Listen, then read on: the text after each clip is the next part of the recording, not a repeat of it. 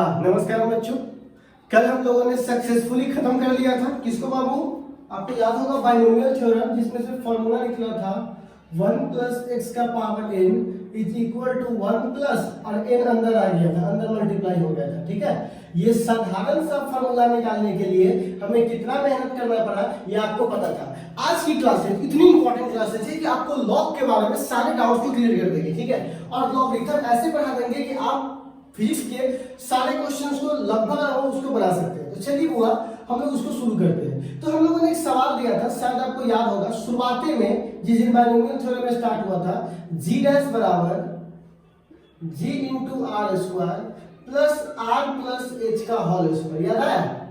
इसी को तोड़ना था हमको ना, और तोड़ के फाइनल आंसर निकालना था। तो हमने कहा था कि इसी के लिए हम बाइनोमियल थ्योरम को पढ़ रहे हैं। तो सर बाइनोमियल थ्योरम पहले कैसे इसको तोड़ेंगे, जरा देखिए। तो जी डैश बराबर जी आर स्क्वायर बट्टा, इसमें से आर कॉमन लेंगे, ठीक है, तो यहाँ 1 बच जाएगा। ठीक है, और इसमें से आर कॉमन लेंगे तो यहाँ तो आर है नहीं, तो जो चीज मल्टीप्लाई में नहीं वो डिवाइड में चला जाता है। ठीक है, और यहाँ पर स्क्वायर है, तो जब आर को इस ब्रैकेट से बाहर निकालेंगे तो आर स्क्वायर बाहर निकलेगा।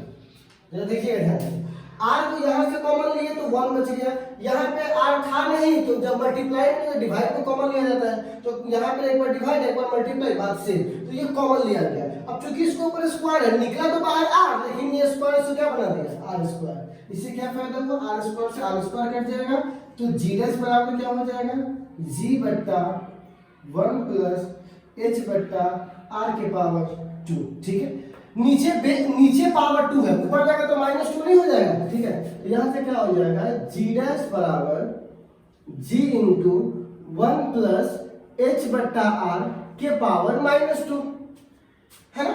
अब मेरी बात को ध्यान से सुनिए, मैंने कंडीशन लगाया था यदि r जो है वो बहुत बहुत बड़ा हो किससे, h से। ठीक है, धरती का रेडियस 6400 किलोमीटर है और आप गए हो 1 किलोमीटर 2 किलोमीटर, तो 6400 किलोमीटर की तुलना में 1-2 किलोमीटर का वैल्यू रखता है क्या? नहीं। तो जब छोटे संख्या को, क्योंकि h छोटा है, कितना किलोमीटर तक आप जा सकते हो, रीगा यहाँ से 5 किलोमीटर है। ठीक है, तो अगर आप जितना ज्यादा जाओगे तो एक लिमिट तक जा पाओगे, तो h की वैल्यू r से अगर बहुत छोटा हो, h की वैल्यू r से बहुत छोटा हो, तो आपको याद होगा ये वाला कंडीशन। अगर x बहुत बहुत छोटा हो किससे, 1 से, ठीक है ना, 1 से x क्या हो, बहुत बहुत क्या हो, छोटा हो, तभी ये फार्मूला काम करता है। तो ये फार्मूला भी कब काम करेगा, जब r बहुत बहुत ग्रेटर देन होगा h से और h बहुत बहुत छोटा होगा किससे, r से। तो यहाँ पे लिख सकते हैं g डैश बराबर g, और ये बाइनोमियल थ्योरम पर है, तो बाइनोमियल थ्योरम पे लिखेंगे तो 1 के 1, तो 1 के 1 प्लस एच आर, पावर को मल्टीप्लाई करते हैं, पावर को मल्टीप्लाई करते हैं, तो पावर को मल्टीप्लाई करेंगे तो क्या हो जाएगा, -2 h बट्टा आर। याद है? आप पता चला आर स्क्वायर कॉमन क्यों लिए, इसलिए लिए ताकि इसको 1 किसको किस फॉर्म पे ला सके, बाइनोमियल के फॉर्म में। ठीक है, तो बाइनोमियल के फॉर्म पर आ गया, और चूंकि ये बहुत बहुत छोटा संख्या है इसलिए इसको मल्टीप्लाई कर दिए। मल्टीप्लाई करेंगे तो जी डैश की वैल्यू आ जाएगी बच्चों जी 1 माइनस 2h बट्टा आर। जितना अच्छा से अभी आप बाइनोमियल समझ के होंगे, अगर नहीं समझाया होते तो आपको ये फार्मूला सीधे अप्लाई करते और आपको कुछ ज्यादा कुछ समझ में नहीं आता, लेकिन अभी ज्यादा समझ में आता। ठीक है, तो ये आप कर सकते हो। ये सर आर स्क्वायर कॉमन क्यों लिए, क्योंकि बाइनोमियल का फॉर्म बनाते हैं। अगर ये h बहुत बहुत छोटा होगा तब ये फार्मूला लागू होगा, अगर h बहुत बहुत छोटा नहीं होगा तो यही फार्मूला पे रोक देंगे हम। ठीक है, चलिए तो आज के ये आप देख लीजिए, एक बार नोट कर सकते हैं। फिर आते हैं लॉगरिथम पे। ठीक है जी, अब आते हैं लॉगरिथम पे, मिटा दें। चलिए, अब हमारा टॉपिक एक चालू होता है लॉगरिथम। बड़ा यूज आता है इस टॉपिक का बच्चों, अगर आप ऐसा मत समझना कि इस टॉपिक का थोड़ा भी यूज नहीं है, बहुत हाई लेवल पे इस टॉपिक का यूज है। तो इस टॉपिक का नाम है लॉगरिथम। ठीक है ना, लॉगरिथम। ठीक है, अब देखिएगा लॉगरिथम क्या होता है, जरा समझाते हैं इसको, ध्यान से समझिए। देखो बच्चों, अगर मान लीजिए मैं ऐसा लिखूं 3 के पावर 4, देखिए ध्यान से। ठीक है, तो 3 इंटू 3 इंटू 3 इंटू 3, तो कितना हो जाएगा ये, 3 3 9, 9 3 27, 27 3 81, 80। ठीक है, अच्छा मैं एक और संख्या लिखता हूँ, 3 के पावर 3, तो क्या लिखिएगा, 3 गुने 3 गुने 3 बराबर 27। ठीक है, मैं फिर लिखता हूं 2 के पावर 4, 2 गुने 2 गुने 2 गुने 2, 4 में मल्टीप्लाई होगा, 2 दूनी 4, 4 दूनी 8, 8 दूनी 16। ये सब तो आइडिया करता है, ये क्या बता रहा है, ये सब से क्या मतलब निकला, इसी से किसका कॉन्सेप्ट निकलता है, लॉगरिथम का। अब कहिएगा सर इससे लॉगरिथम का कॉन्सेप्ट कैसे निकल गया भाई साहब, देखो बताते हैं कैसे निकल गया। तो देखो बच्चों, ये लॉगरिथम को हम लोग शॉर्टकट में लॉग लिखते हैं, क्या लिखते हैं, लॉग। ठीक, इतना बात को समझिएगा, जिसमें हमारा पावर तोड़ा गया है, ठीक है, उसको बेस बना दीजिए, तो इसको बोलेंगे बेस। ठीक है, 81, 3 के बेस पर हम इसको तोड़े हैं, तो फाइनल आंसर क्या है 81। तो कोई आपसे पूछेगा तो इसका और ये जो पावर है क्या होगा, पावर वो यहां आएगा। ठीक है, तो पावर कितना है 4। ये हमारा क्या है होगा, लॉग तोड़ने का बेसिक पर्पस है। फिर से पूरी बात को समझिए, 81 किसके बेस पे पावर 4 हुआ है, 3 के बेस पे पावर 4 हुआ है। ठीक है, तो ये हमारा बेस की तरह काम करेगा। ये 81 जो आपका फाइनल आंसर है और इसका पावर कितना है 4। तो कोई पूछेगा कि 81 का लॉग कितना होगा, तो पूछेगा किसके बेस पर, तो बोलिएगा 3 के बेस पर। किसके बेस पर, 3 के बेस पर कितना होता है 4।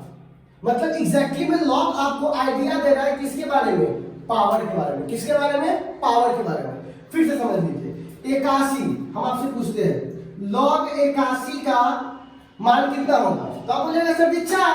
गलत, अगर यहां पर बेस में 9 दे दूं तब तो बताइए, तो इसको कैसे कन्वर्ट कीजिएगा, तो इसको कन्वर्ट करते हैं, बेस कितना है 9, यहां पर लोग इसका मान निकालना इस जगह का, तो इसको हम क्या मान लेते हैं x। फाइनल आंसर क्या आएगा 81। तो 9 के पावर कितना करेंगे तो 81 आएगा, तो 9 गुने 9 बराबर 81। तो 9 की पावर 2, तो x बराबर क्या लिखेंगे 2, तो हमारा आंसर क्या आ जाएगा 2। तो कहिएगा सर, पूरी बात को ध्यान से समझिएगा सर मैं क्या बोल रहा हूँ, 3 के पावर 4 बराबर 4 में मल्टीप्लाई करेंगे तो 81 आएगा। अब सवाल है कि सर इसको लिखेंगे बेस में, ये हमारा फाइनल आंसर है और ये हमको पावर को डिनोट करता है। तो बोलिएगा log 81 का मान क्या होता था, मत बताइएगा। क्यों, क्योंकि जब तक आपको बेस नहीं पता चलेगा, कैसे पता चलेगा कितना पावर तोड़ना होगा। तो बेस दिया 3, तो 3 को 4 बार मल्टीप्लाई करेंगे तो कितना आएगा 81। बेस देगा 9, तो 9 को 2 बार मल्टीप्लाई करेंगे तो कितना आएगा 81। तो 81 के 2 वैल्यू आ सकते हैं, 4 भी 2 भी, डिपेंड करता है बेस क्या है। क्लियर है। अब यहां देखिए, इसको लिख के दिखाएंगे तो कैसे दिखाएंगे, लिखिए तो कॉपी पर, log बेस कितना है 3, वैल्यू कितना है 27, कितना इसका आंसर होगा, पावर कितना है 3। देखा गया हमारा, है ना। log 27 किसके बेस पे, 3 के बेस पे। अब चलिए इसका लिख के दिखाइए, तो log 16 बेस कितना है 2, आंसर क्या होगा 4, 2 का पावर 4 कितना आंसर देगा 16। अगर मैं आपसे पूछूंगा log 16 का, तो बताइए log 16 की वैल्यू कितनी होगी, आपको क्या पता, क्योंकि अभी आपको बेस दिया हुआ नहीं है। अगर मैं इसके बेस में 4 कर दूं तब, तो 4 को कितना बार मल्टीप्लाई करूं तो 16 आएगा 2 बार। ठीक है, तो लॉग की जरूरत क्यों पड़ी समझ में आ रही है। लॉग की जरूरत इसलिए पड़ी कि जो टर्म हम पावर के रूप में दिखाते हैं किसी भी संख्या के बेस की पावर के रूप में, तो उसके लॉग हमको उस पावर के बारे में जानकारी देता है। ठीक है ना, इसी कॉन्सेप्ट को हम लोग क्या बोलते हैं, लॉगरिथम। ठीक है, समझ में आया। एक बार नोट कर लीजिए बहुत जल्दी से, लिखने का तरीका मैंने बता दिया आपको, तो नोट कर लीजिए इसको, स्क्रीनशॉट लेकर।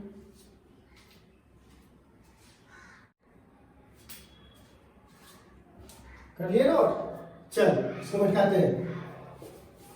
हाँ, अब चलिए देखिए, मैं कुछ सवाल आपको दूंगा, आप उस सवाल का आंसर दोगे। ठीक है, अगर लॉग लिखना सीखे होंगे तब। तो एक बात बताओ, मैं यहां लिखता हूं लॉग, क्या लिखा हूं लॉग। ठीक है, बेस कितना है 4, इन फाइनल आंसर क्या है 1। तो बताइए इसका आंसर क्या होगा, जल्दी से देखते कितने लोग बना पाते हैं। log 1 बेस 4, हमारा आंसर क्या होगा, हम कमेंट में वेट कर रहे हैं, सभी लोग बताइए कितना इसका आंसर होगा।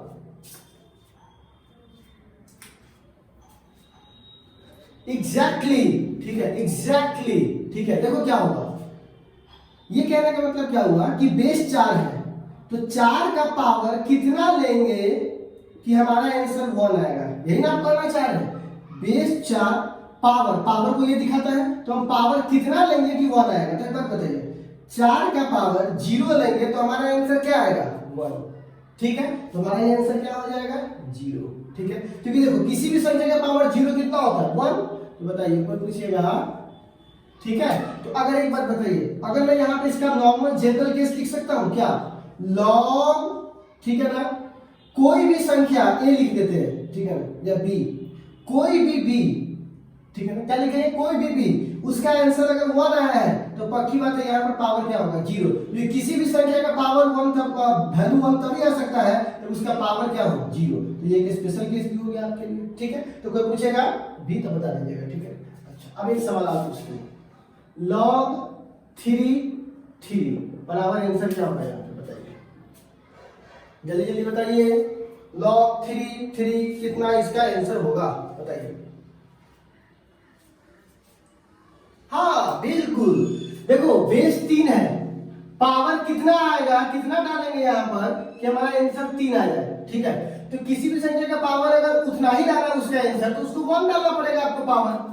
किसी भी संख्या का आंसर उसके बेस के अकॉर्डिंग लाना है, जितना इसका बेस है उतना उसका आंसर आना चाहिए, तो उसकी पावर कितनी होनी चाहिए? 1। ठीक है, तो आपका आंसर क्या आ जाएगा? 1। तो आपका आंसर यहाँ पर क्या होना चाहिए?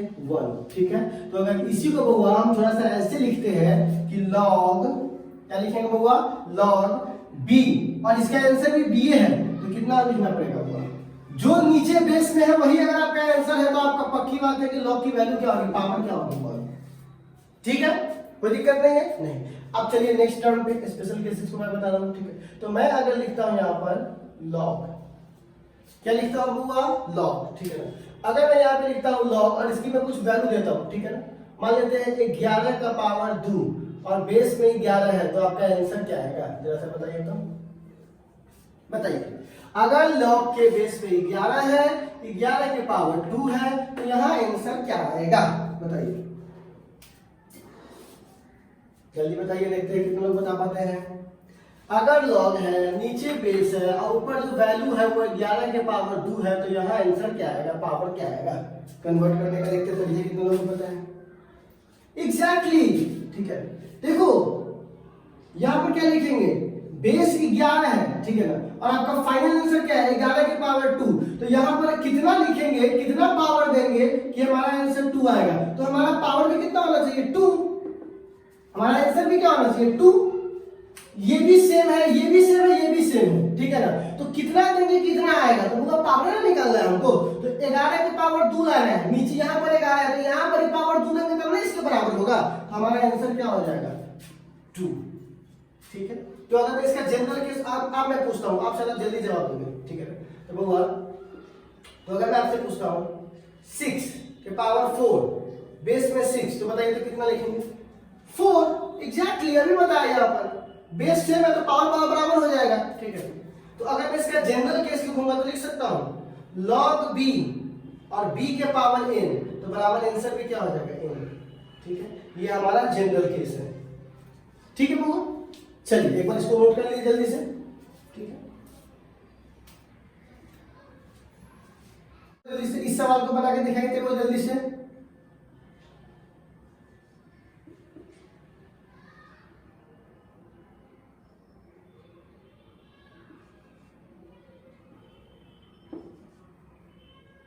तो यहां पर कितना होगा जल्दी बताइए।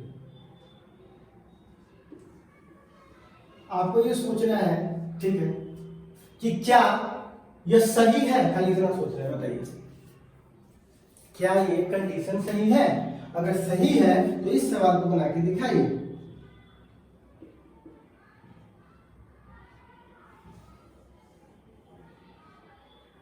क्या ये सवाल सही है? क्या वो कंडीशन सही है? बिल्कुल नहीं, गलत है। पूछिएगा कैसे? देखो बुआ, यहां पर n है तो मतलब पक्की बात है n 1 का पावर n, और आपका फाइनल आंसर क्या हुआ होगा? x base 1 power n, final answer x। कभी ये पॉसिबल है? एक को आप चाहे किसी भी पावर से रखो, उसका फाइनल आंसर क्या आएगा? 1। कि कभी x आ सकता है? बताइए। कभी भी एक को कितना भी पावर दे दो उसका हमेशा आंसर क्या होगा 1, क्योंकि 1 का पावर हमेशा क्या होता है 1। तो एक बात बताइए, यहाँ पर जो आंसर है यहाँ पर क्या करोगे, क्या लिखोगे 1 के पावर 4 बराबर 5। कभी आंसर हो सकता है? कभी नहीं। 1 छोड़ के कभी आंसर नहीं हो सकता है, ठीक है ना। तो बहुआ एक बात आप समझ लो कि अगर बेस पे 1 हो, ठीक है ना, तो यहाँ पर अगर n के बाद अगर दिखा रहा है तो ये कंडीशन क्या हो जाएगा आपके लिए गलत, ठीक है। अब खैर इसकी कंडीशंस तो बहुत है जो आपको मैथ में पढ़ना है, किसको निगेटिव लेना है किसको नहीं लेना है, वो सब मैथ में अभी हमको काम चलाना है। एक बात हो रही है, लॉग जो है वो दो तरह के होते हैं, ठीक है ना। Base of log, base of log. अभी आप लॉग का बेस क्या देख रहे हो, 1 है तो कभी 2 है तो कभी 3 है कभी 4 है। लेकिन एक बात बताइए, जो जनरल कैलकुलेशन में हम लोग लॉग लेते हैं वो दो तरह का लेते हैं। एक को बोलते हैं वो कॉमन लॉग, जो कॉमन लॉग यूज करता है, कॉमन लॉग आपने कैलकुलेटर वगैरह में देखा होगा। तो कॉमन लॉग को हम लोग लेते हैं 10। कितना लेते हैं? 10, जिसको लिखते हैं ऐसे लॉग बेस 10, यहाँ पे मान लीजिए x है तो बराबर y, कुछ आंसर आया होगा, ठीक है। तो ये हमारा पॉलिसी है, कॉमन लॉग लॉग 10, ठीक है। बेस हमारा क्या होना चाहिए 10। अब देखो ये कॉमन हिसाब किताब में हमारा काम आता है, ठीक है, पावर वगैरह निकालने में। लेकिन प्रकृति की एक नियम होती है, प्रकृति की एक नियम होती है, सबका एज है, वो किसी अच्छी के अकॉर्डिंग नहीं बढ़ता है, वो प्रकृति अपने आप बढ़ती चली जाएगी, ठीक है। आपकी जो लंबाई है प्रकृति बढ़ाएगी, पेड़ की जो लंबाई है प्रकृति बढ़ाएगी। तो प्रकृति मतलब कि जितनी भी चीजें करती है वो एक्सपोनेंशियली कर रही है, ठीक है। तो उसको बोलते हैं नेचुरल लॉ। कौन सा लॉ? नेचुरल लॉ, ठीक है ना। जो प्राकृतिक रूप से एक्सपोनेंशियली बढ़ती है उसको कौन सा लॉ बोलते हैं? Natural law. ये आपको डिटेल पढ़ाएंगे मैथ वाले सर, हम इतना समझते हैं। नेचुरल लॉ का जो बेस होता है वो बेस कौन होता है? ई को बोलते हैं एक्सपोनेंट। ई क्या है? तो ई को बोलते हैं एक्सपोनेंट। एक्सपोनेंट मतलब होता है टेढ़ा होकर ऊपर बढ़ना, ठीक है। उसको क्या बोलते हैं बुआ? एक्सपोनेंट, कंपाउंड इंटरेस्ट के साथ, ठीक है। खैर उसमें नहीं जाना हमको। जिसकी वैल्यू होती है 2.71, तो ये आपकी वैल्यू अपना अकॉर्डिंग टू देखते रहिए कितना होता है, ठीक है ना। तो खैर ये आप इसको क्या लिखते हैं, तो यहाँ 10 लिखे थे, यहाँ 10 में लिखकर क्या लिखेंगे? ई, ठीक है, x बराबर y। तो अगर कहीं पे 10 लिखा हुआ है तो समझना कौन सा लॉ है? Common law. कहीं पे e लिखा हुआ है तो कौन सा लॉ? Natural law. और इसको ऐसे भी लिख सकते हैं ln e, ln बराबर y, ठीक है, ln x, ठीक है। तो कहीं पे अगर ऐसा लिखा हुआ है ln x तो समझ जाना ये कौन सा लॉ है? नेचुरल लॉ, ठीक है। तो पहले हम डिफरेंसेस बताना चालू कर दिए कि बच्चे लोग थोड़ा ध्यान में रखिएगा। अगर log 10 आया हुआ है तो समझिएगा कॉमन है, log बेस में e आया हुआ है तो समझिए नेचुरल है। कॉमन मतलब जो जनरल हम लोग इस्तेमाल करते हैं उसको पावर निकालने के लिए वो ये सा लॉग, और जो प्राकृतिक रूप से बढ़ता है उसको डिटेल मैथ में पढ़िएगा तो उसे कौन सा लॉग बोलते हैं? नेचुरल लॉग, ठीक है ना। हम लोग जनरली यही लॉग अभी पढ़ेंगे, ठीक है ना। इसके बारे में खाली बता दिए कि कैसे लिखा जाता है। ln x, यहाँ पर log x ना लिखकर ln x, तो समझिएगा बेस में पावर क्या है? e छुपा हुआ है। इसके बेस में क्या छुपा हुआ है? e छुपा हुआ है, ठीक है। अब चलिए अब इसमें कुछ क्या बोलते उसको कुछ इसके जो रूल्स है वो रूल्स जरा मैं आपको बता दूं, ठीक है ना। 3 रूल्स है हमारे सामने, ठीक है ना। इसके 3 रूल्स है। सबसे पहले बोलते हैं मल्टीप्लिकेशन रूल, ठीक है। तो इसके रूल है, बहुत अच्छे से रूल है, इसको आप देख लीजिए एक बार। अगर कहीं लिखा हुआ है log a गुने b, log a गुने b, तो इसको लिख सकते हैं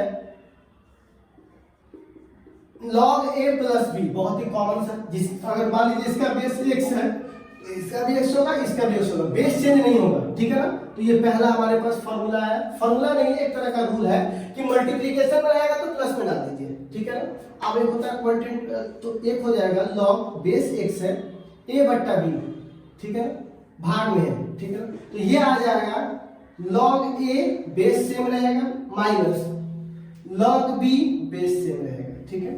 अगर मल्टीप्लिकेशन में है तो प्लस में, डिवीजन में है तो माइनस में। और अगर आपको बेस चेंज करना है तो अगर मान लीजिए लिखा हुआ है b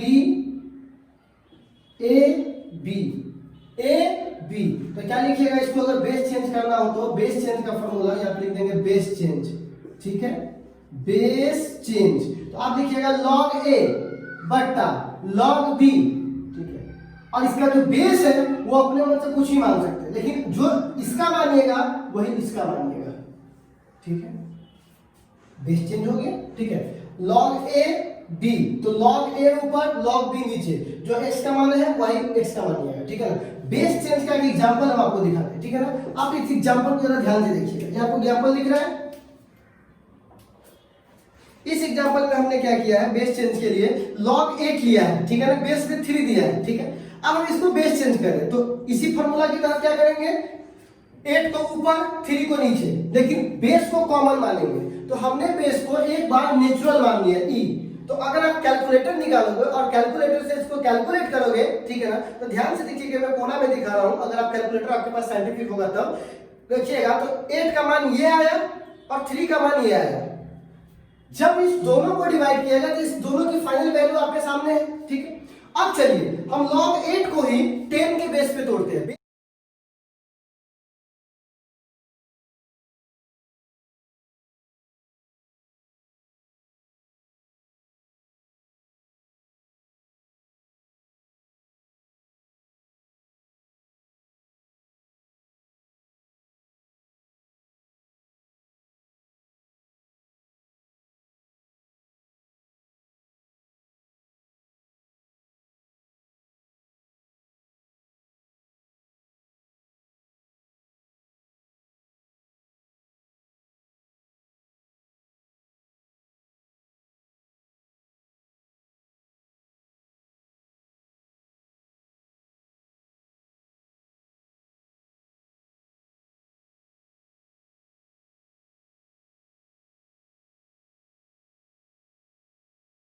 इसको चेंज कर दिया, e की जगह 10 कर दिया, e का मान होता है 2.7 और 10 तो आपको पता ही है। तो अब हमने 8 को एक बार तोड़ा 10 के बेस पर और एक बार 3 को तोड़ा 10 के बेस पे, दोनों को डिवाइड किया, इसका भी आंसर इतना ही आया। तो आप समझ सकते हो कि इस दोनों का जो आंसर है वो क्या आया है, आपको फाइनली इतना आया है, ठीक है बुआ, फाइनली इतना आया है। तो आप समझ सकते हो कि बेस चेंज करने में फर्क पड़ने वाला नहीं है आंसर में, ठीक है।